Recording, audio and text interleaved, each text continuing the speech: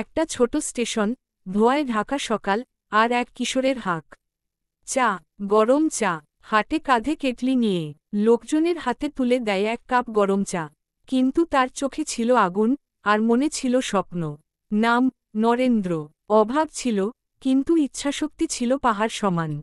পড়াশোনা, পরিশ্রম আর মানুষের সেবা, এটাই ছিল তার জগৎ। সে জানত, বড় কিছু করতে হলে শুরুটা ছোট হলেও চলে। দেখতে দেখতে বড় হলো ছেলেটি। রাজনীতিতে যোগ দিল। দেশ, সমাজ আর মানুষের জন্য কাজ করতে লাগল নিঃস্বার্থভাবে। সময় বদলালো, পরিস্থিতি বদলালো। একদিন সেই চা বিক্রেতা দাঁড়ালো বিশ্বের বৃহত্তম গণতন্ত্রের সর্বোচ্চ মঞ্চে। হ্যাঁ, সেই নরেন্দ্র মোদী, ভারতের প্রধানমন্ত্রী।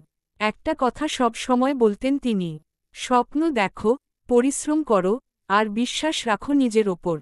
কারণ তুমি যেখানে দাঁড়িয়ে আছো, সেখান থেকেই শুরু হয় অসাধারণ কিছু।